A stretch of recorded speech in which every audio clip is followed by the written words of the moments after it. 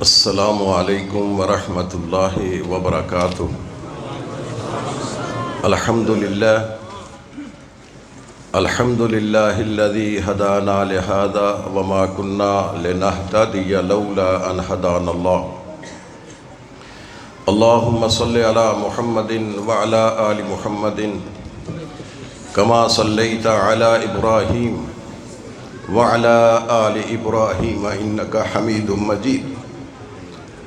اللہم بارک علی محمد وعلی آل محمد کما بارکت علی ابراہیم وعلی آل ابراہیم انک حمید مجید۔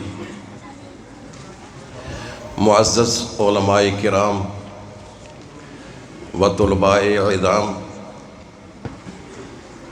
سامعین حضرات، یہ چمنستان جو آپ کو نظر آ رہا ہے،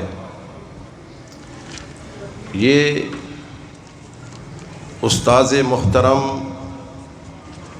محدث جلیل مولانا سلطان محمود رحمہ اللہ تعالی ان کی محنتوں اور کوششوں کا ثمرہ ہے۔ اور اسی طرح مولانا اللہ یار رحمہ اللہ تعالی انہوں نے اسے اپنے خون سے سینچا ہے۔ استاذ محترم مولانا محمد رفیق الاثری انہوں نے اس چمنستان کی خوب آبیاری کی۔ وہ حضرات اللہ کے پاس پہنچ چکے ہیں اور ہم بھی ویٹنگ لسٹ میں ہیں۔ وَمِنْهُمْ مَنْ قَضَى نَحْبَهُ وَمِنْهُمْ مَنْ يَنْتَظِرُ۔ اب ہم نے وہاں جانا ہے، انہوں نے ادھر نہیں آنا ہے۔ یہ ان کا صدقہ جاریہ ہے، اور ہمیں امید ہے اللہ تعالیٰ سے کہ وہ جنت کی بہاروں میں ہوں گے۔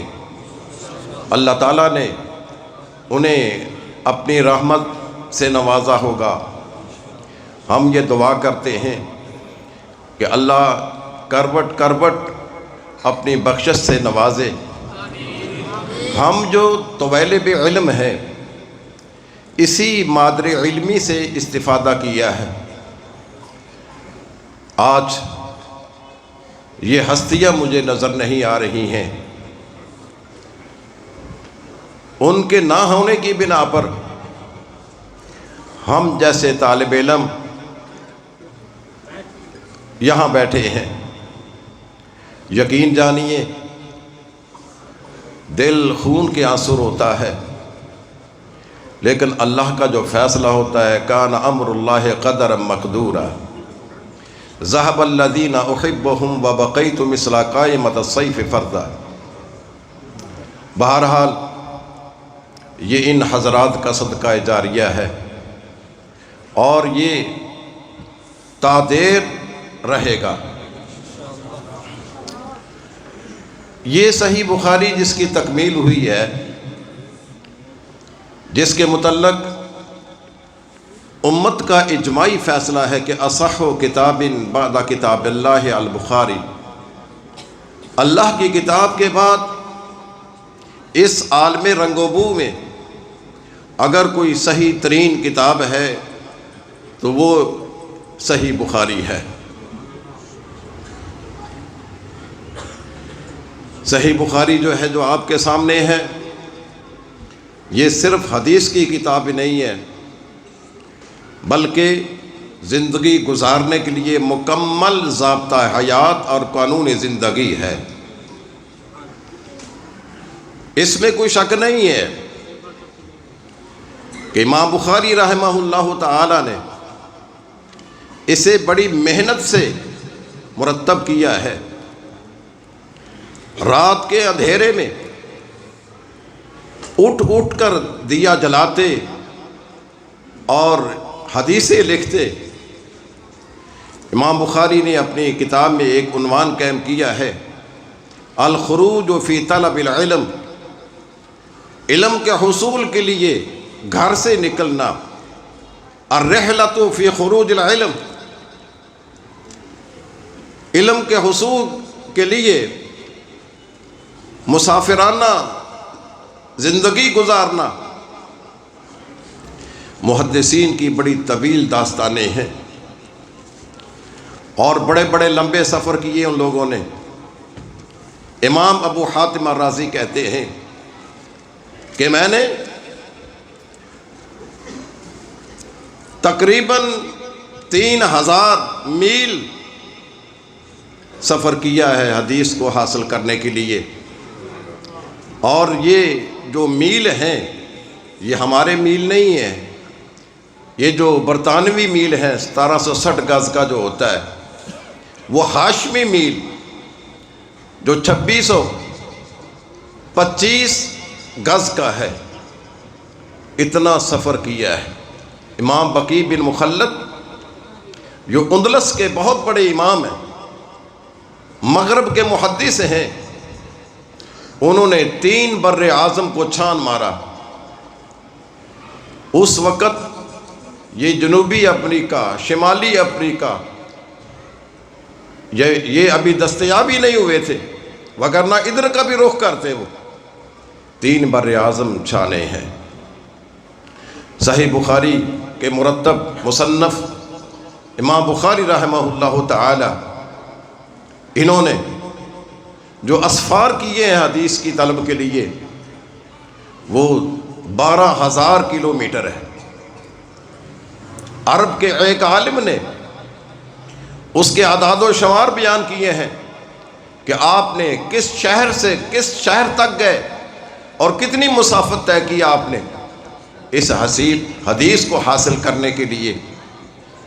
بہرحال امام بخاری نے جو عنوان قائم کیا ہے وہ صحابہ کرام ایک ایک حدیث کے لیے کئی دن کا سفر کیا ہے۔ حضرت جابر بن عبداللہ رضی اللہ تعالی عنہ وہ حدیث لینے کے لیے شام کا سفر کرتے ہیں۔ سیدنا ابو ایوب انصاری حدیث کی طلب کے لیے مصر کا سفر کرتے ہیں۔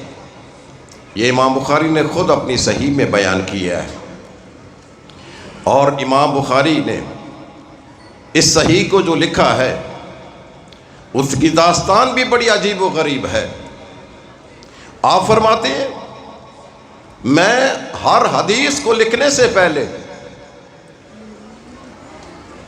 وضو کرتا، استخارہ کرتا، 2 رکعت پڑھ کر استخارہ کرتا، اور جب تک مجھے یقین نہ ہو جاتا، شرح صدر نہ ہو جاتا، میں اس کو اپنی کتاب میں درج نہ کرتا۔ ایک ایک حدیث پر ہم پر ویسے ہی نوافل پڑھنا بڑا شاق ہوتا ہے۔ یہ تقریباً جو حدیثیں ہیں صحیح بخاری کی وہ 7,500 کے قریب ہے۔ ہر ایک حدیث پر انہوں نے 2 رکعت پڑھی ہیں، استخارہ کیا ہے، اللہ سے دعا مانگی ہے، جب تک انہیں یقین نہیں ہوا ہے، شرح صدر نہیں ہوا ہے، اس کو اپنی کتاب میں درج نہیں کیا ہے۔ تو میرے بھائیوں، یہ کوئی معمولی کتاب نہیں ہے۔ امام بخاری رحمہ اللہ تعالی ان کا یہ صدقہ جاریہ ہے۔ ابراہیم علیہ السلام نے رب کے حضور ایک دعا مانگی تھی کہ اے اللہ، میں تجھ سے یہ دعا کرتا ہوں کہ تو مجھے لسان صدق عطا فرما۔ لسان صدق یہ ہے کہ جانے کے بعد لوگ اسے اچھے الفاظ سے یاد کریں۔ ابراہیم علیہ السلام کی یہ دعا حرف بحرف قبول ہوئی۔ کوئی بھی مذہب آپ کو ایسا نہیں ملے گا جو ابراہیم کی تعریف نہ کرتا ہو۔ اسی طرح امام بخاری رحمہ اللہ تعالی ان کی یہ کتاب رہتی دنیا تک ان کے لیے صدقہ جاریہ ہے۔ یہ جو تقریبات کی جا رہی ہیں شعبان کے مہینہ میں مختلف مدارس میں کریا کریا، بستی بستی، نگر نگر، یہ ان کا صدقہ جاریہ ہے۔ بلکہ اس سے آگے جائیے، جب تک کوئی طالب علم اس کتاب کو مکمل طور پر پڑھ نہیں لیتا ہے، اس کو مدرسہ والے سند فراغت نہیں دیتے ہیں، اپنے ہوں بیگانے ہوں۔ یہ امام بخاری نے اخلاص کے ساتھ اس کتاب کو جو لکھا ہے، اللہ نے ان کو یہ ثمرہ دیا ہے کہ کوئی طالب علم اس وقت تک عالم نہیں بن سکتا جب تک صحیح بخاری کو درسن نہ پڑھ لے۔ یہ بہت بڑی عظیمت ہے ان کے لیے۔ امام بخاری رحمہ اللہ تعالی مدینہ طیبہ میں روضۃ من ریاض الجنہ، اس میں بیٹھ کر اس کا نقشہ بناتے ہیں، خطہ بناتے ہیں، اور پھر مکہ مکرمہ میں اس خطے میں رنگ بھرتے ہیں، اس نقشے کے مطابق حدیثیں درج کرتے ہیں۔ کئی سال لگ گئے اس کتاب کو مرتب کرنے میں، اور امام بخاری نے اس کتاب کو جو مرتب کیا ہے، اس کے کئی ایک مقاصد ہیں۔ اگر ان تمام مقاصد کو بیان کیا جائے اس کے لیے کافی وقت درکار ہے، صرف میں ایک مقصد آپ کو بیان کرتا ہوں۔ امام بخاری نے جس ماحول میں آنکھ کھولی تھی، اس وقت لوگ اپنے احبار اور رہبان، اپنے علماء اور فقہا، ان کی باتوں کو بڑا اتھینٹک جانتے تھے اور حرف آخر قرار دیتے تھے۔ محدثین یہ کیفیت دے کر خون کے آنسو روتے کہ اللہ کی کتاب کے بعد، رسول اللہ صلی اللہ علیہ وسلم کے احادیث کے بعد ان کو ٹھکانے لگا دیا جائے اور ان احبار و رہبان کی باتوں کو دین بنا دیا جائے۔ انہوں نے ایک تحریک چلائی ہے، تحریک آزادی فکر، کہ انسان اس قرآن پر، حدیث پر غور کرے، آزادانہ طور پر، کسی کا ٹھپا اپنے دماغ میں نہ بٹھائے۔ اور امام بخاری نے اس تحریک کو آگے بڑھایا ہے۔ اور پھر آپ نے کسی کی پرواہ نہیں کی ہے کہ کس کی مخالفت ہوتی ہے اور کس کی موافقت ہوتی ہے۔ نہایت عدل اور انصاف کے ساتھ احادیث کو جمع کیا ہے۔ بعض اوقات ایسا ہوتا ہے کہ اتفاقاً کسی امام کی بات کے ساتھ ان کی بات مل جاتی ہے، تو اس کو تقلید نہیں کہتے۔ تقلید یہ ہے کہ انسان کسی مخلوق کی بات کو بلا سوچے بغیر وہ اس کو آخری اتھینٹک بات قرار دے دے۔ امام بخاری نے ایسا نہیں کیا ہے۔ اگر کسی کے مخالف ہوتی ہیں تو کوئی پرواہ نہیں کی ہے، اور کسی کی مخالفت کی ہے تو تعصب کی بنیاد پر نہیں کی ہے، اگر موافقت کی ہے تو کوئی عقیدت کی بنیاد پر نہیں کی ہے۔ ہم دیکھتے ہیں کہ ہمارے اس دور میں لوگ جو موافقت کرتے ہیں کسی کی، وہ عقیدت کی بنیاد پر کرتے ہیں، مخالفت کرتے ہیں تو وہ نفرت کی بنیاد پر کرتے ہیں۔ میں ایک دو مثالیں آپ کے سامنے رکھ دینا چاہتا ہوں تاکہ آپ کو علم ہو جائے کہ امام بخاری نے جو اس کتاب کو مدون کیا ہے وہ اس عقیدت و نفرت سے بالا تر ہو کر کیا ہے، اور ہم اس ماحول میں جہاں عقیدت کے ساتھ موافقت کی جاتی ہے یا نفرت کی بنیاد پر مخالفت کی جاتی ہے۔ دیکھیں، ہم خرید و فروخت کرتے ہیں، خرید و فروخت کرتے وقت شریعت نے دو اختیار دیے ہیں، ایک ہے خیار مجلس اور ایک ہے خیار عیب۔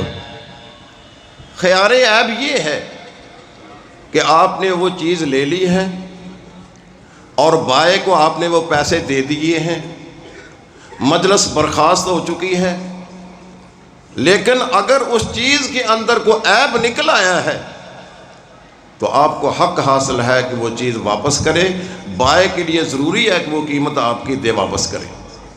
یہ خیار عیب ہے۔ ایک خیار مجلس ہے کہ چیز آپ نے لے لی ہے، پیسے دے دیے ہیں، لیکن مجلس برخاست نہیں ہوئی ہے، آپ کا پروگرام بدل جاتا ہے، تو آپ کو حق دیا ہے شریعت نے کہ وہ چیز واپس کر دیں اور بائع سے پیسے اپنے واپس لے لیں۔ اس کو کہتے ہیں خیار مجلس۔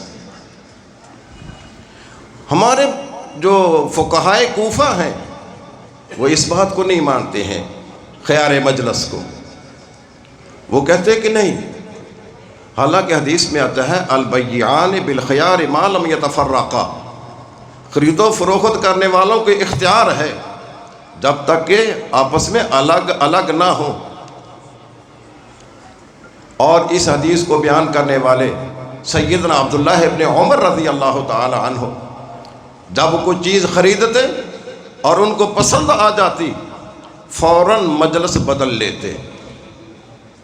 یعنی اس حدیث کے راوی وہ اس حدیث کا مفہوم یہ سمجھتے ہیں، اس تفرق سے مراد تفرق الابدان ہے کہ وہ الگ ہو جائیں۔ ہمارے فقہائے کوفہ کہتے ہیں، یہ اصطلاح ذہن میں رکھ لیں، ایک ہے صفحائے کوفہ، ایک ہے فقہائے کوفہ۔ یہ فقہائے کوفہ جو ہیں یہ کہتے ہیں اس تفرق سے مراد تفرق الکلام ہے، ابدان نہیں ہے کہ انہوں نے بات پکی کر لی ہے، اب پکی کرنے کے بعد کوئی کسی کو اختیار نہیں ہے کہ سودا واپس کرے۔ ہمارے فقہائے کوفہ میں سے ایک محدث اٹھتا ہے، فقیہ اٹھتا ہے، اس نے تقریر ترمذی لکھی ہے، اس میں وہ لکھتے ہیں کہ امام شافعی کا موقف مبنی پر حقیقت ہے، صحیح ہے، اس کا انکار نہیں کیا جا سکتا، لیکن ہم چونکہ امام ابو حنیفہ کے مقلد ہیں یجب علینا تقلید و امامنا، ہم پر امام کی تقلید واجب ہے، باوجود اس کے کہ وہ صحیح بات کی تہ تک پہنچ چکے ہیں، امام شافعی کی بات صحیح ہے، درست ہے، حدیث کے مطابق ہے، لیکن یجب علینا تقلید و امامنا، اسے کہتے ہیں موافقت عقیدت کی بنیاد پر۔ اب مخالفت نفرت کی بنیاد پر کیا ہے؟ آپ جانتے ہیں کہ اسلام میں نکاح کی بنیاد دین اور اخلاق ہے۔ اذا جاءکم من ترضون دینہ وخلقہ فزوجوہ، دین کو دیکھو، اس کے اخلاق کو دیکھو، اگر دین پسند آ جائے، اخلاق پسند آ جائے، تم رشتہ دے دو۔ لیکن ہمارے ہاں کیا ہے؟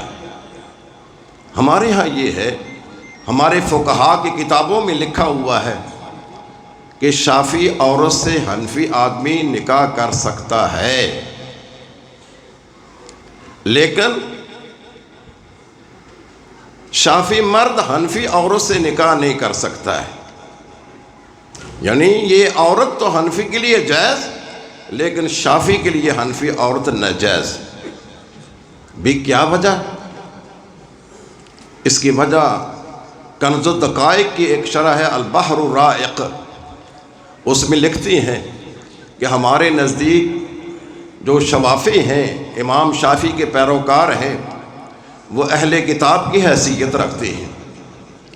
جس طرح اہل کتاب کی عورت سے نکاح کرنے کی اجازت ہے، لیکن کسی مسلمان عورت کو اہل کتاب کے عقد میں دینے کی اجازت نہیں ہے۔ اسے کہتے ہیں مخالفت نفرت کی بنیاد پر۔ امام بخاری اس کتاب کو لکھتے وقت عقیدت اور نفرت سے بالا تر ہو کر انہوں نے لکھا ہے۔ اور پھر ہم دیکھتے ہیں اور علماء بیٹھے ہیں، طلباء بیٹھے ہیں، شیوخ الحدیث بیٹھے ہیں،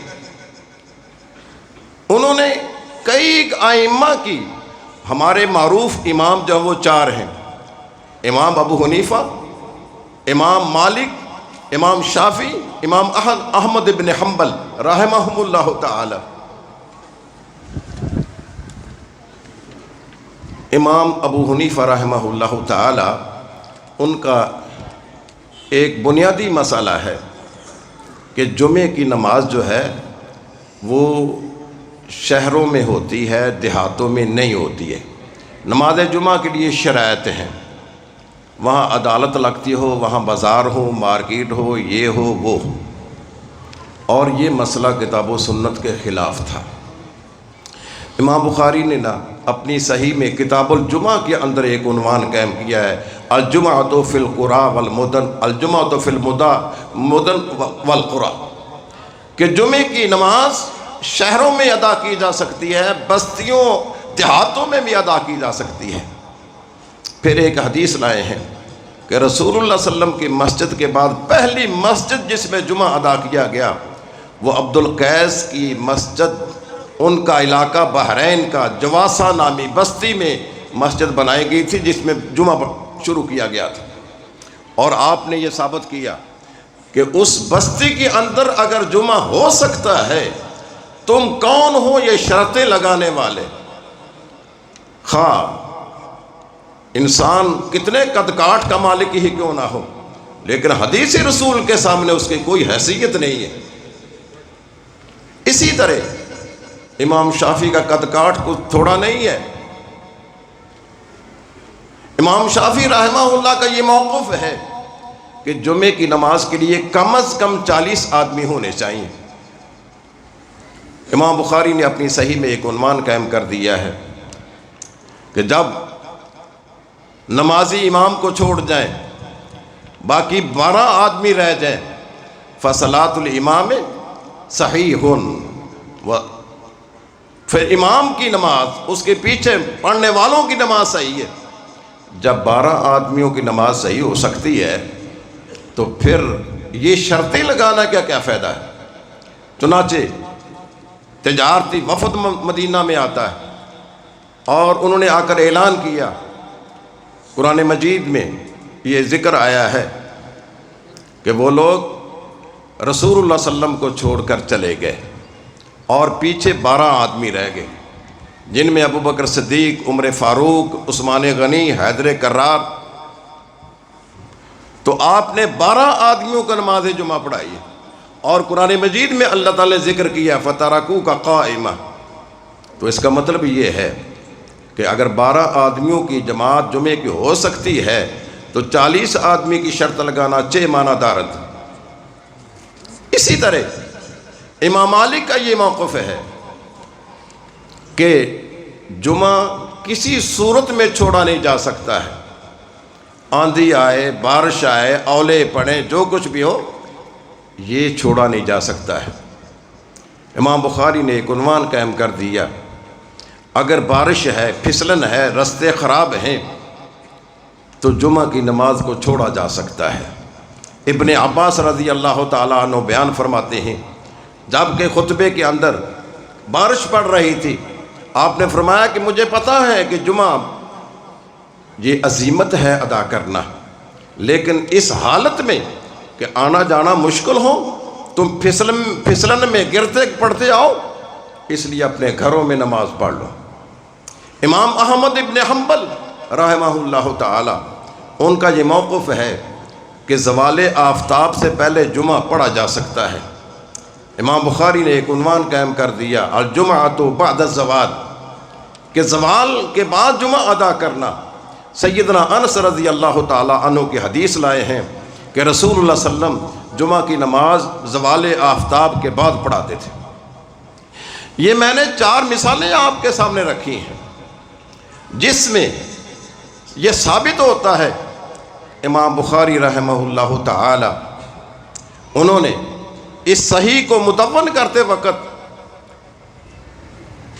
قطعاً کسی کی تقلید نہیں کی ہے، آزادانہ تحریک آزادی فکر اس کو سامنے رکھا ہے۔ اس لیے ہم کہتے ہیں کہ امام بخاری نہ حنبلی ہیں، نہ شافعی ہیں، نہ مالکی ہیں، نہ حنفی ہیں۔ انہوں نے جو کتاب لکھی ہے وہ خالص اتبعوا ما انزل الیکم من ربکم ولا تتبعوا من دونہ اولیاء، اس آیت کو محور بنایا ہے۔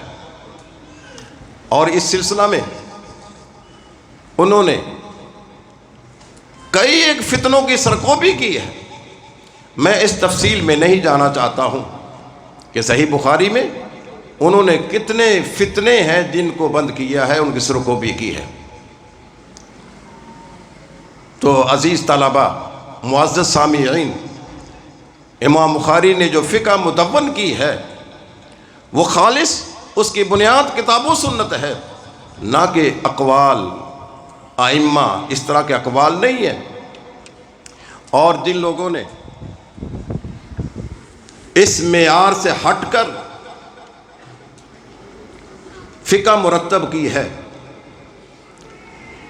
اور اس فقہ کے اندر ایسے مسائل ہیں جگ ہنسائی کا موقع ملتا ہے اور اسلام کے ساتھ استہزاء نظر آتا ہے، اور لوگ باتیں کرتے ہیں کیا یہ اسلام ہے جو فقہ کی کتابوں میں لکھا ہوا ہے؟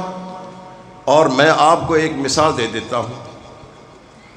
یہ آپ جانتے ہیں کہ جو فتاوی عالمگیری ہے یہ 500 علماء کی قد و کاوش کا نتیجہ ہے، اور سرکاری طور پر ان کو وظیفہ دیا جاتا تھا اس کتاب کو مدون کرنے کے لیے، فتاوی عالمگیری، اور اس کے حاشیے پر فتاوی قاضی خاں ہے۔ ایک باب آتا ہے باب الاباحۃ والنذر، حظر والاباحہ، اس میں وہ لکھتے ہیں کہ اگر کوئی کتا بکری کے ساتھ ملاپ کر لیتا ہے اور اس کے نتیجہ میں کوئی ایسا بچہ پیدا ہو جاتا ہے جس کا سر کتے کا ہے باقی دھڑ بکری کا ہے، اب اس کو کیا کرنا ہے؟ کہتے ہیں کہ اس کو یہ کیا جائے کہ اس کے سامنے چارہ ڈالا جائے، پتہ کریں کہ یہ چارہ کھاتا ہے یا گوشت کھاتا ہے۔ اگر وہ چارہ کھا جائے تو پھر سمجھیں کہ یہ بکرا ہے، اس کے سر کو اتار کر ذبح کر کے سر کو الگ کر دے کیونکہ وہ کتے کا ہے، باقی جو جانور ہے نا وہ تمہارے لیے حلال ہے۔ اگر وہ گوشت کھاتا ہے پھر سارے کا سارا کتا ہے، پھر اس کا سر اتارنے کی ضرورت نہیں ہے، سارے کے سارے کو پھینک دو۔ اچھا، اگر مشکل یہ آتی ہے کہ وہ گوشت بھی کھاتا ہے اور وہ چارہ بھی کھاتا ہے، پھر اس کو ڈنڈا مارا جائے۔ اگر وہ ممیاتا ہے پھر سمجھیں کہ وہ بکرا ہے، ذبح کر کے سر کو اتار دیں، باقی کھا لیں۔ اگر وہ ممیاتا بھی ہے، بھونکتا بھی ہے، تو پھر کیا کرنا ہے؟ اگر وہ بھونکتا ہے نا تو پھر آپ یوں کریں کہ وہ سارے کا سارا ہی کتا ہے۔ اگر دونوں قسم کی آوازیں نکالتا ہے تو پھر کیا کرنا ہے؟ پھر آپ اس کا پیٹ چاک کر کے دیکھیں اس کے میدے سے انتڑیاں نکلتی ہیں یا میدا نظر آتا ہے۔ اگر میدا ہے تو وہ بکرا ہے، اگر انتڑیاں ہیں تو وہ کتا ہے، کیونکہ کتے کا میدا نہیں ہوتا ہے۔ اب میرا سوال یہ ہے، یہ لایو سٹاک ایک محکمہ ہے باقاعدہ جو حیوانات کے بارے میں ہے، کیا یہ ممکن ہے کہ کتے اور بکری کا ملاپ ہو سکے؟ کیا دنیا میں سائنس اس کا اعتراف کرتی ہے؟ اللہ تعالیٰ نے فرمایا کہ ہم نے پیدائش کے لیے جوڑا بنایا ہے، ان کے کروموسوم ہوتے ہیں اور ہر ایک کے کروموسوم کی جوڑے بنتے ہیں۔ ہمارے انسانوں کے پیدائش کے لیے 46 کروموسوم ہیں جس کے 23 جوڑے بنتے ہیں۔ ان کروموسوم کی تعداد میں، ان کے اوصاف میں، ان کی ترتیب میں موافق ہونا ضروری ہے۔ تو آپ حیران ہوں گے جو بکری ہے اس کے 38 کروموسوم ہیں اور کتے کے جو کروموسوم ہیں وہ 68 ہیں. ان کی گنتی میں بڑا ہی فرق ہے. اگر تھوڑا سا فرق ہو نا تو وہ آگے جو بچہ پیدا ہوگا نا وہ آگے نسل کے قابل نہیں ہوتا ہے. یہ گدھا اور گھوڑی کے ملاپ سے جو خچر پیدا ہوتا ہے یہ آگے تناسل کے قابل نہیں ہوتا ہے. تو میرا یہ عرض کرنے کا مقصد یہ ہے، ان فقہائے کوفہ کو دیکھیے اور محدثین کو دیکھیے، یہ جگ ہنسائی ہو رہی ہے. کیا انصاف عدل اس بات کا تقاضا نہیں کرتا ہے کہ ہم اس فقہ کو گلے لگانے کی بجائے اس کو چھوڑ دیں؟ تو یہ تو میں نے نا ایک مثال دی ہی آپ کو، 20 مثالیں ایسی ہیں جو ہمارے لیے جو دوسرے پیش کرتے ہیں نا تو ہمارا سر شرم سے جھک جاتا ہے. بہرحال امام بخاری کی یہ صحیح جو ہے وہ اس طرح کے اضحوکہ روزگار سے مبرہ ہے. آپ جائیں امام بخاری کی غلطیاں نکالیں، لیکن اس طرح کی غلطی جو موجودہ سائنس اس کا اعتراف نہ کر، اگرچہ ہمارا اس سائنس پر کوئی یقین نہیں ہے، یہ سائنس اقرار کرے یا نہ کرے ہم نے اس کو ماننا ہے، لیکن پھر بھی آپ لگائیں زور جتنا لگاتے ہیں، سائنس کے مطابق کوئی ایک غلطی نکال کر دکھائے امام بخاری رحمہ اللہ کی اس کتاب میں. امام بخاری رحمہ اللہ تعالی جب آپ نے اس کتاب کو مدون کیا ہے اس وقت کئی ایک تحریکیں چل رہی تھیں. کہیں تحریک انکار حدیث کی ہے، کہیں تحریک تقلید کی ہے، اور کہیں تحریک جو ہے وہ صوفیاء کی ہے، اور کہیں تحریک جو ہے وہ تکفیر کی ہے. امام بخاری نے ان فتنوں کو بند کیا ہے، ان کا سد باب کیا ہے. صحابہ کرام کے دور میں کوئی بدعت نہیں تھی، صحابہ کرام کے دور میں کوئی بدعت نہیں ہے. البتہ حضرت علی رضی اللہ تعالیٰ عنہ کے دور میں جب کہ کبار صحابہ وہ اللہ کو پیارے ہو چکے ہیں، جو صغار صحابہ ہیں وہ اس وقت موجود ہیں. صغار صحابہ سے مراد یہ ہے کہ وہ رسول اللہ صلی اللہ علیہ وسلم کے وقت ان کی عمر چھوٹی تھی. حضرت انس بن مالک ہیں، زید بن ارقم ہیں، عبداللہ ابن عمر ہیں، عبداللہ ابن عباس ہیں. آخر صحابہ کے دور میں 2 بدعتیں آئی ہیں، اور بدعت کی 2 قسمیں ہوتی ہیں، ایک اعتقادی اور ایک عملی. اور اعتقادی بدعت وہ 2 بدعتیں آئی ہیں، ایک بدعت خروج اور ایک بدعت رفض، صحابہ کرام کو برا بھلا کہنے کی بدعت، اور ایک بدعت تھی بغاوت کی کہ حکمران کے خلاف بغاوت کرنا، آئے دن لڑائی دنگا فساد. یہ 2 بدعات آئیں. پھر آگے دور جو آیا ہے 2 اور بدعات آ گئی، ایک بدعت قدر اور ایک بدعت جبر. پھر اور آگے چلیں آپ، اور بدعات آئی ہیں، ان میں سے جہمیہ، معتزلہ، جنہوں نے اللہ تعالیٰ کی صفات کا انکار کیا. اللہ تبارک و تعالیٰ کی صفات ہیں، اللہ تعالیٰ کی معرفت ان صفات کے ذریعے ہوتی ہے. وہ کہتے ہیں کہ اللہ کی صفات ماننے کی ضرورت نہیں ہے. اب ہم دیکھتے ہیں کہ یہ ان صفات کا انکار کرنے والے، ان کا سلسلہ سند کدھر جاتا ہے اور محدثین کا سلسلہ سند کدھر جاتا ہے.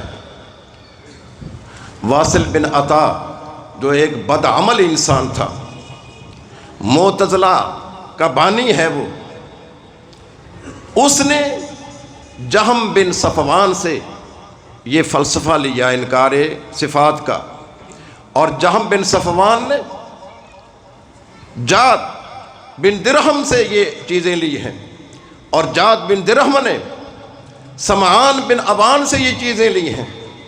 اور سمعان بن ابان نے یہ طالوت سے لی ہیں. اور طالوت کون ہے؟ رسول اللہ صلی اللہ علیہ وسلم کو زہر دینے والا لبید بن عاصم کا یہ بانجا ہے. یعنی ان کا سلسلہ سند جو ہے وہ یہودیوں سے جا کر ملتا ہے. یہ یونان کے فلسفی جو ہیں یہ بھی اسی سلسلہ میں جا کر رکھتے ہیں. تو انہوں نے صفات کا انکار کیا ہے. اب محدثین ان کا سلسلہ سند کیا ہے؟ یہ برخوردان نے حدیث پڑھی ہے. دسنا احمد بن اشکاب. وہ احمد بن اشکاب نے کس سے لیا ہے؟ محمد بن فضیل سے. اس نے کس سے لیا ہے؟ عمارہ بن قعقاع سے. اس نے ابو زرع سے. اس نے ابو ہریرہ سے. یہ سلسلہ سند ان کے ایک ایک راوی کی چھان پھٹک کی صحابیوں نے، محدثین نے. ان کے بارے میں فرماتے ہیں صادق عادل متقن. ایک ایک راوی کی چھان پھٹک کی ہے امام بخاری نے، پھر جا کر حدیث نقل کی ہے. اور ان کا سلسلہ سند یہودیوں سے جا کر ملتا ہے. یہودی کیا کہتے ہیں؟ وقالت الیہود ید اللہ مغلولہ، کہ اللہ کے ہاتھ بندھے ہوئے ہیں، وہ خرچ نہیں کرتا ہے. غلت ایدیہم بل یداہ مبسوطتان. یہودیوں کے فلسفے کو پھیلانے والے مسلمانوں نے. اور بدقسمتی یہ ہوئی ہے کہ ہمارے فقہائے کوفہ بھی ان کو مل گئے ہیں. جس طرح انہوں نے صفات کا انکار کیا ہے، اسی طرح انہوں نے بھی صفات کا انکار کیا ہے. محدثین ہیں جو درمیان میں ایک دیوار بن کر کھڑے ہوئے ہیں. بے شک انہوں نے قید و بند کی صعوبتوں کو برداشت کیا ہے، اور انہوں نے جیلوں میں گئے ہیں. امام احمد ابن حنبل، امام بخاری پر تھوڑی تکلیفیں آئی ہیں. بہرحال یہ بدعات کا جو انکار کیا ہے یہ محدثین نے کیا ہے، اور ان کی ترویج و اشاعت میں ان لوگوں کا حصہ ہے. ان بدعات میں سے جو اس وقت پھیلائی گئی ہیں، ایک تھی صفت کلام. امام بخاری نے جو کتاب و توحید لکھی ہے نا، یہ جو حدیث پڑھی گئی ہے کتاب و توحید سے ہے. کتاب و توحید، توحید کیا ہے؟ توحید یہ ہے کسی ذات کے بارے میں یکتا اور منفرد ہونے کا یقین رکھنا لغوی طور پر. اور شرعی طور پر یہ ہے کہ اللہ تبارک و تعالیٰ کو الوہیت میں، ربوبیت میں، توحید والاسماء و صفات میں، حاکمیت میں اللہ کو یکتا سمجھنا. تو گویا کہ توحید کی 3 قسمیں ہیں جو محدثین نے بیان کی ہیں. متکلمین کی توحید اور ہے، فقہائے کوفہ کی توحید اور ہے. محدثین کی توحید یہ ہے کہ اللہ رب العزت اپنی ذات میں، اپنی صفات میں یکتا ہے. ان کی توحید یہ نہیں ہے، وہ صفات کا سرے سے انکار کرتے ہیں. امام بخاری نے اس کتاب کو جو نقل کیا ہے کتاب و توحید میں، انہوں نے پہلا باب جو کتاب و توحید کا قائم کیا ہے اس توحید کی اہمیت کو بیان کرنے کے لیے. اور یہ آیت پیش کی ہے کہ اللہ تعالیٰ نے جس رسول کو بھی بھیجا ہے یہ توحید کا پیغام دے کر بھیجا ہے. ان اعبدوا اللہ واجتنبوا الطاغوت، صرف اللہ ایک کی عبادت کرو اور طاغوت کی عبادت سے اجتناب کرو. یہ امام بخاری کا پیغام ہے ہمارے لیے توحید کی اہمیت کو بیان کرنے کے لیے. آگے جو باب ہیں 2 نمبر سے لے کر 21 نمبر باب تک، اس میں اللہ تبارک و تعالیٰ کی اسماء اور صفات کا بیان ہے. توحید الاسماء و صفات، کیونکہ توحید ایک ہے توحید الوہیت کہ عبادت کے لائق صرف ایک اللہ ہے. ایک ہے توحید ربوبیت کہ خالق، مالک، مدبر صرف اللہ ہے. اس توحید ربوبیت کو مشرکین بھی مانتے تھے اور یہ معتزلہ بھی مانتے ہیں. اگر آ کر فرق پڑتا ہے توحید الاسماء و صفات میں پڑتا ہے. امام بخاری نے اس کتاب کے اندر توحید الاسماء و صفات کو بیان کیا ہے کہ اللہ کی جو صفات ہیں ان کو جس طرح قرآن و حدیث میں بیان ہوئی اسی طرح رہنے دیا جائے، اس کو بلا تکییف، بلا تمثیل، بلا تعطیل، بلا تعویل ان کو مانا جائے۔ وہ مبنی پر حقیقت ہیں، لیکن اللہ کی ذات کے بارے میں ہمارے اندر مختلف نظریات ہیں۔ ایک نظریہ یہ ہے کہ اللہ سرے سے ہے ہی نہیں ہے۔ یہ دہریہ قسم کے لوگ جو ہیں، ان ہی الا حیاتنا الدنیا نموت و نحیا وما یہلکنا الا الدہر، یہ دنیا کی زندگی ہے، یہ آنا جانا ہے، یہ کوئی خالق نہیں ہے، کوئی مالک نہیں ہے، کوئی محیی کوئی ممیت نہیں ہے، یہ زمانے نے ان کو مارنا ہے، زمانے سے یہ پیدا ہو رہے ہیں۔ یہ اللہ کی ذات کے بارے میں پہلا نظریہ ہے۔ اور دوسرا نظریہ یہ ہے کہ اللہ تعالیٰ کی ذات تو ہے، لیکن وہ آدم علیہ السلام کے اندر تھی، تبھی تو فرشتوں نے آدم کو سجدہ کیا ہے۔ اگر آدم کی ذات کے اندر اللہ نہ ہوتا، فرشتوں کو کیا پڑی تھی آدم کو سجدہ کرنے کی؟ یہ دیکھیں، ہمارے ہاں جو مثنوی رومی ہے، انہوں نے اپنی مثنوی میں اسی فکر کو پروان چڑھایا ہے۔ ایک فلسفہ یہ بھی ہے کہ اللہ ہے، لیکن وہ محمد صلی اللہ علیہ وسلم کی شکل میں ہے۔ یہ ہمارے لوگ بھی کہتے ہیں، اور کچھ لوگ یہ بھی کہتے ہیں کہ اللہ ہے لیکن اللہ ہر انسان کے اندر ہے۔ یہ مولانا امداد اللہ مہاجر مکی انہوں نے شمائم امدادیہ کتاب لکھی ہے، اس میں آپ نے یہی بیان کیا ہے کہ اللہ ہر انسان کے اندر ہے۔ اور اس سے آگے بڑھے ہیں صوفیہ، وہ کہتے ہیں کہ اللہ انسانوں کے اندر ہی نہیں ہے، کائنات کی ہر چیز کے اندر ہے۔ استغفر اللہ، اللہ کی نعمتیں کھانے کے بعد اللہ کی بے قدری اس حد تک کی جائے؟ اور اللہ نے فرمایا وما قدر اللہ حق قدرہ، ان لوگوں نے اللہ کی قدر نہیں کی ہے۔ یہ کہتے ہیں کہ اللہ ہر چیز میں ہے، بلکہ ان کا بڑا صوفی امام جو ہے وہ لکھتا ہے کہ العبد رب والرب عبد، کہ جو عبد ہے حقیقت میں وہ رب ہے، جو رب ہے وہ عبد ہے۔ اب میں سجدہ کروں تو کس کو کروں؟ مجھے سمجھ نہیں آ رہی ہے کہ میں نے سجدہ کس کو کرنا ہے۔ امام ابن قیم رحمہ اللہ تعالی، انہوں نے ایسے بدقماش لوگوں کا نوٹس لیا ہے۔ وہ فرماتے ہیں کہ تم یہ کہتے ہو کہ ہر کائنات کی چیز میں رب ہے، بیوی میں رب ہے، تو اس بیوی کے ساتھ جو سلوک کرتے ہو، کیا معبود کے ساتھ اس طرح کا سلوک کیا جا سکتا ہے؟ یا قصیدہ نونیہ میں آپ نے اس کا نوٹس لیا ہے۔ اسی طرح صفات کے بارے میں تھا، کچھ لوگ صفات کا انکار کرتے ہیں، وہ کہتے ہیں کوئی صفت نہیں ہے۔ اگر صفت مانیں گے نا تو اللہ متعدد بن جائیں گے، کوئی صفت نہیں ہے۔ کچھ لوگ یہ کہتے ہیں اللہ کی صفات تو ہیں، لیکن ان صفات کو مخلوق کے اندر بھی مانتے ہیں۔ یہ داتا، گنج بخش، غریب نواز، ہمارے ہاں ایسا چلتا ہے۔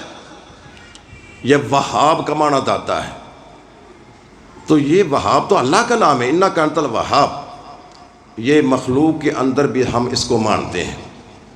کچھ لوگ یہ کہتے ہیں جو اللہ کی صفات ہیں وہ مخلوق کی صفات کی طرح ہیں، ان کو مشبہہ کہتے ہیں۔ کچھ لوگ ایسے بھی ہیں وہ اللہ کی صفات پر بحث کرتے ہوئے وہ ایسی باتوں کا ذکر کرتے ہیں جسے ہم زبان پر لانا گوارا نہیں کرتے ہیں۔ اللہ تعالیٰ علیم ہے، اس لیے وہ عالم ہے، وہ جادو کا علم بھی رکھتا ہے۔ اللہ قدیر ہے، وہ اپنے جیسا پیدا کرنے پر قادر ہے۔ اور ہمارے ہاں ایک مذہب ہے امکان کذب باری تعالی، کہ اللہ تعالیٰ جھوٹ بھی بول سکتا ہے، نعوذ باللہ من ذالک۔ تو یہ محدثین نے اس طرح کے جو حدیث کے مخالف چیزیں تھیں ان کا نوٹس لینے کے لیے اس کو لکھا ہے، اور ان میں سے ایک تھا کلام۔ کلام ان کا یہ موقف ہے کہ اللہ کلام نہیں کرتا ہے، اللہ کلام نہیں کرتا ہے۔ کلام نہ کرنا ایک نقص ہے۔ دیکھیں بنی اسرائیل، انہوں نے موسیٰ علیہ السلام جب کوہ طور پر گئے ہیں تو جو ان کے پاس سونا تھا نا، ایک سامری زرگر اس نے اس کا بچڑا بنایا اور اس نے کہا ھذا الہنا و الہ موسیٰ فنسی، یہ معبود ہمارا ہے، موسیٰ بھول کر کوہ طور پر چلا گیا۔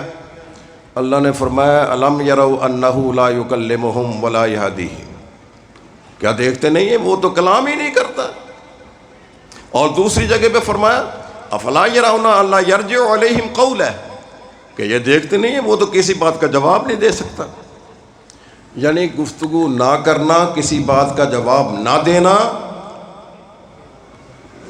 یہ نقص ہے۔ اللہ اس نقص سے پاک ہے، اللہ اس نقص سے پاک ہے۔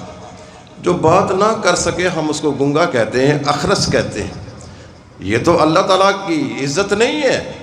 اللہ کی توہین اس سے زیادہ کیا ہو سکتی ہے کہ ہم کہیں اللہ کلام نہیں کر سکتا ہے۔ اللہ تعالیٰ نے کلام نہیں کی ہے، اپنی کلام اگر ہے اس کے الفاظ نہیں ہیں، اس کے حروف نہیں ہیں، اس کو کہتے ہیں کلام نفسی، وہ دل کے اندر ہی ہے، اپنے نفس کے اندر ہی ہے، اس کو زبان سے ادا نہیں کر سکتا اللہ تعالیٰ۔ یہ قرآن کریم جو ہے نا، ان کا یہ عقیدہ ہے کہ اللہ کے کلام نہیں ہے بلکہ اللہ کے کلام کا عربی ایڈیشن ہے۔ قرآن مجید میں آتا ہے نا کہ مشرک آدمی اگر تمہارے پاس پناہ لے نا فَأَجِرْهُ حَتَّى يَسْمَعَ كَلَامَ اللَّهِ، اس کو پناہ دو تاکہ اللہ کے کلام کو سنے۔ اس سے معلوم تو یہ ہوتا ہے کہ اللہ کے کلام سنی جا سکتی ہے، لیکن یہ کہتے ہیں کہ اس کا مطلب یہ نہیں ہے۔ اس کا مطلب یہ ہے کہ وہ اللہ کے کلام کو نہیں بلکہ اس چیز کو سنیں جو اللہ کے کلام پر دلالت کرتی ہے۔ اس بنا پر انہوں نے کلام سے انکار کیا ہے۔ امام بخاری نے اس کی تردید کے لیے 26 باب قائم کیے ہیں۔ 26 آپ پڑھیے، پتہ چلے آپ کو کتاب التوحید کے کل 58 باب ہیں، اور 58 باب میں سے آپ 25 سے لے کر آگے تک شمار کر لیں تو آپ کو پتہ چلے گا کہ امام بخاری نے اس کلام کو ثابت کرنے کے لیے کتنے دلائل دیے، 20 دلائل دیے ہیں کلام کو ثابت کرنے کے لیے۔ کلام الرب مع اہل الجنہ، اللہ کا کلام اہل جنت کے ساتھ، اللہ کا کلام انبیاء کے ساتھ، اللہ کا کلام موسیٰ کے ساتھ، اللہ کا کلام فرشتوں کے ساتھ، اللہ کا کلام میدان محشر میں لوگوں کے ساتھ۔ آپ بخاری کے اندر آپ کو ابواب ملیں گے اس طرح کے۔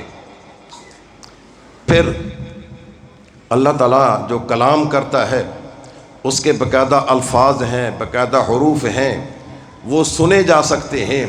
میدان محشر میں جو اللہ کلام کرے گا اس کے دور والا بھی اسی طرح سنے گا جس طرح نزدیک والا سنتا ہے۔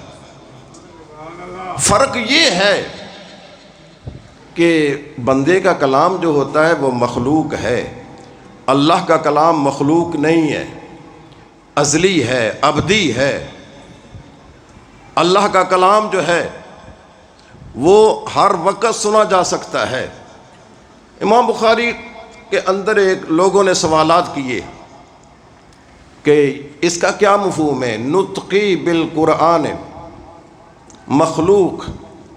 امام بخاری نے اس کا جواب نہیں دیا ہے کیونکہ اس کا لفظ کے 2 مفہوم ہیں اور لوگ اس کو سمجھیں گے نہیں، اس کا الٹ معنی لیں گے۔ آسان الفاظ میں آپ یوں سمجھیے، ایک ہے تلاوت اور ایک ہے جس کو آپ پڑھ رہے ہیں، ایک ہے لفظ، ایک ہے ملفوظ، ایک ہے تلاوت، ایک ہے مطلوب، ایک ہے قراءت، ایک ہے مقروء۔ جس چیز کو ہم پڑھ رہے ہیں وہ اللہ کا کلام ہے، اور ہمارے منہ سے جو الفاظ و حروف نکل رہے ہیں یہ ہمارا کسب ہے، ہمارا فعل ہے، یہ مخلوق ہے، اللہ نے ان کو پیدا کی ہے، ہم اس کے کاسب ہیں، ہم اس کے عامل ہیں۔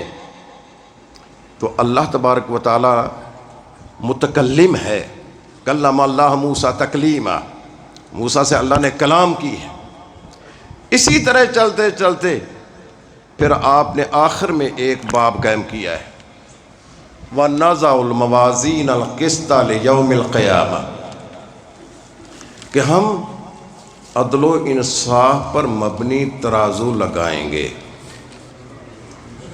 وَأَنَّ أَعْمَالَ بَنِي آدَمَ وَأَقْوَالَهُمْ يُوزَنُ، جو آدم کے اقوال ہیں، ان کے جو اعمال ہیں، ان کا وزن کیا جائے گا۔ امام بخاری کہتے ہیں وزن کرنے کے لیے انسان اس قرآن کو اللہ میزان میں نہیں رکھے گا، ہم اس قرآن کی جو تلاوت کرتے ہیں ہماری تلاوت کو اللہ تعالیٰ میزان میں رکھے گا اس کو تولنے کے لیے، کیونکہ تلاوت یہ ہمارے حروف پر مشتمل ہے، ہمارے الفاظ پر مشتمل ہے، اس میں آواز سے جو سنا جا رہا ہے اس کو رکھا جائے گا۔ آگے حدیث بیان کی ہے، کلمتان حبیبتان خفیفتان علی اللسان ثقیلتان فی المیزان، ہم جو منہ سے کہتے ہیں سبحان اللہ و بحمدہ سبحان اللہ العظیم، جو ہمارے منہ سے ادا ہوتے ہیں نا، اس کو اللہ تعالیٰ میزان میں رکھ کر تولیں گے۔ سبحان اللہ و بحمدہ تملأ المیزان، یہ میزان کو بھر دیں گے۔ اور اس میزان کا بھی انکار کیا تھا معتزلہ نے، وہ کہتے تھے کہ یہ میزان نہیں ہے، تو امام بخاری نے ان معتزلہ کی تردید میں اس عنوان کو قائم کیا ہے، ایک تو یہ بتانے کے لیے کہ جن کو تولا جائے گا وہ اللہ کی کلام نہیں ہوگی، وہ بندے کے کلام، وہ بندے کے الفاظ ہیں اور بندے کی آواز ہے جس کو تولا جائے گا۔ لوگ کہتے تھے کہ یہ چیزیں تولنے کے قابل نہیں ہیں کہ میرے منہ سے آواز نکلے اس کو تولا جائے، میرے منہ سے ہوا نکلے اس کو تولا جائے، ان کا کوئی وجود ہی نہیں ہے، اس کو کیسے تولا جائے گا؟ اس وقت لوگوں نے اس کے جوابات دیے تھے کہ ہمارے جو اعمال ہیں نا ان کو شکل دی جائے گی تولنے کے لیے۔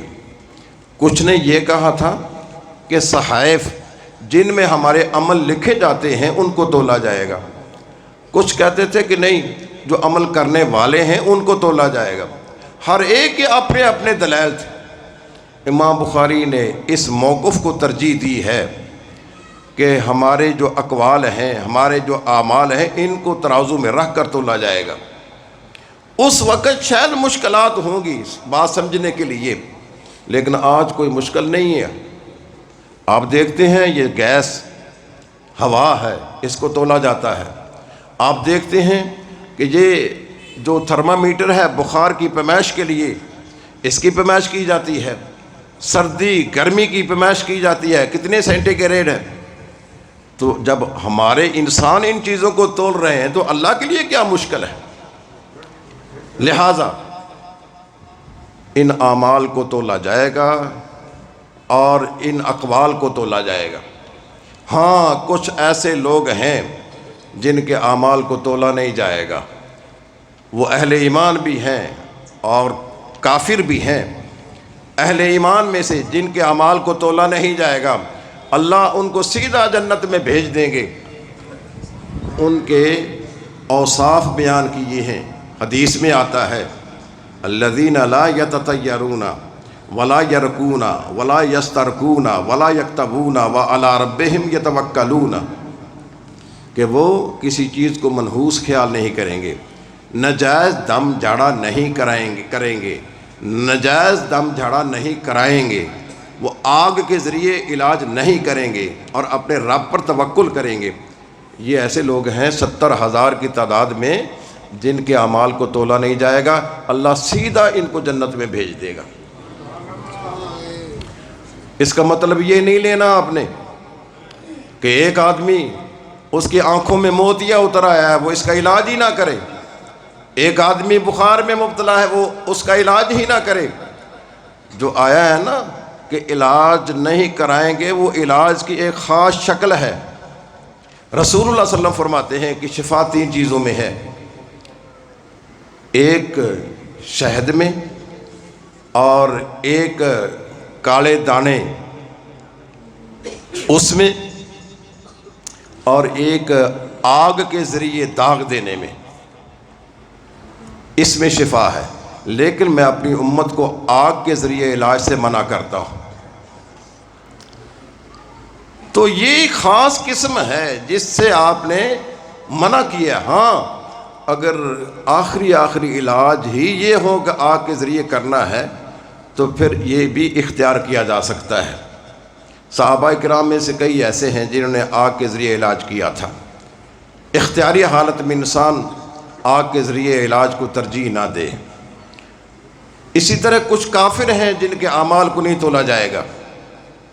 قُلْ هَلْ أُنَبِّئُكُم بِالْأَخْسَرِينَ أَعْمَالًا الَّذِينَ ضَلَّ سَعْيُهُمْ فِي الْحَيَاةِ الدُّنْيَا وَهُمْ يَحْسَبُونَ أَنَّهُمْ يُحْسِنُونَ صُنْعًا أُولَٰئِكَ ضَلَّ سَعْيُهُمْ فِي الْحَيَاةِ الدُّنْيَا وَلَا نُقِيمُ لَهُمْ يَوْمَ الْقِيَامَةِ وَزْنًا۔ ہم ان کے اعمال کو تولنے کے لیے ترازو نہیں لگائیں گے۔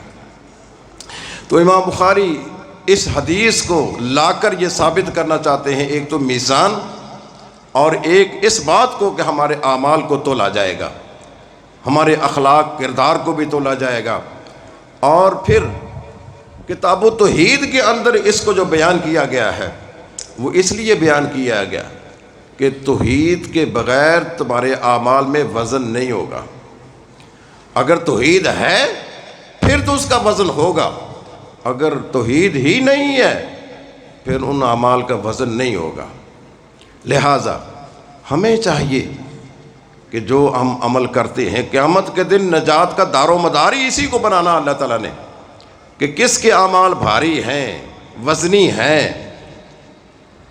ومن ثقلت موازینہ فاولئک هم المفلحون ومن خفت موازینہ فاولئک هم الخاسرون۔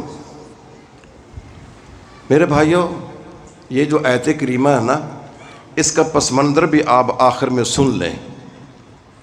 یہ اس لیے میں بیان کرنے لگا ہوں، ہم میں سے اکثر جو لوگ ہیں وہ تجارت پیشہ ہیں۔ رسول اللہ صلی اللہ علیہ وسلم کے پاس ایک آدمی آیا اور اس نے کہا یا رسول اللہ میرا کاروبار ہے، بزنس ہے، میں نے اس کو چلانے کے لیے نوکر رکھے ہوئے ہیں اور وہ میرا نقصان کرتے ہیں، میں ان کو مارتا ہوں، پیٹتا ہوں، گالیاں دیتا ہوں، فَكَيْفَ أَنَا مِنْهُمْ يَوْمَ الْقِيَامَةِ، تو میں ان کے مقابلہ میں اللہ مجھ سے کیا برتاؤ کرے گا؟ رسول اللہ صلی اللہ علیہ وسلم نے فرمایا کہ اللہ تیرے ساتھ یہ برتاؤ کرے گا اگر تیرا مارنا، پیٹنا، ان کو گالی گلوچ دینا تیرے نقصان کے برابر ہوا پھر تو تیری نجات ہو جائے گی۔ اگر تو نے مارا زیادہ ہے، نقصان تھوڑا تھا، گالیاں زیادہ دی ہیں اور نقصان تھوڑا ہوا ہے تو پھر تجھے وہاں دھر لیا جائے گا۔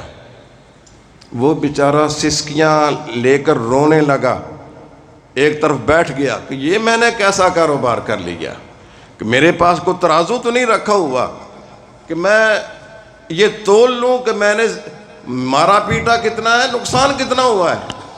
تو رسول اللہ صلی اللہ علیہ وسلم نے یہ آیت پڑھ کر سنا دی وَنَزَعُ الْمَوَازِينَ الْقِسْطَ لِيَوْمِ الْقِيَامَةِ، ہم قیامت کے دن عدل و انصاف پر مبنی ترازو لگا دیں گے اور پھر ہم چھوٹے سے چھوٹے ظلم اور زیادتی کو بھی لے آئیں گے۔ ان کان مثقال حبۃ من خردل، اگر وہ رائی کے دانے کے برابر بھی وہ زیادتی یا ظلم ہوا نا، ہمارا ترازو اس کو بھی بتا دے گا۔ یہ تو رائی کا دانہ بھی مقدار کچھ نہ کچھ تو ہوتی ہے نا اس کی۔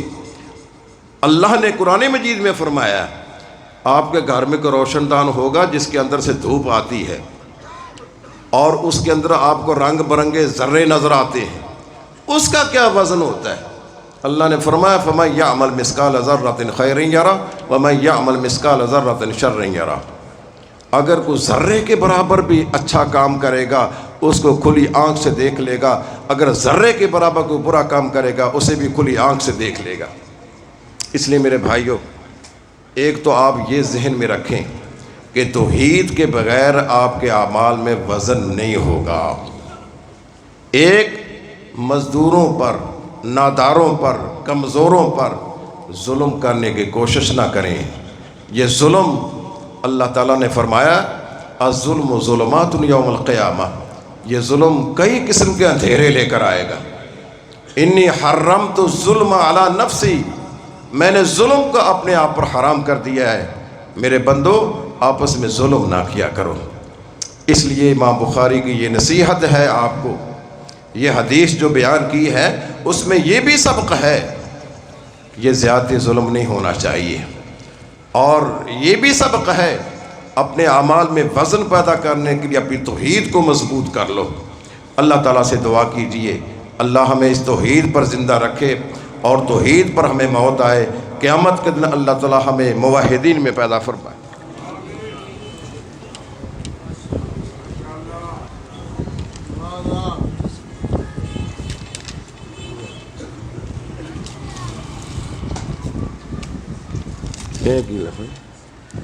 مترئی وہ وضاحت کرنا ذرا، مترئی کیڑی مترئی نا کیڑی مترئی؟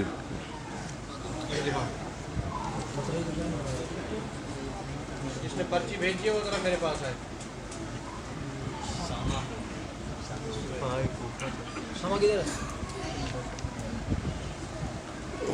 اللہ کے بندے نے دماغ خالی کیا ہے اپنا، بس اور کچھ نہیں ہے۔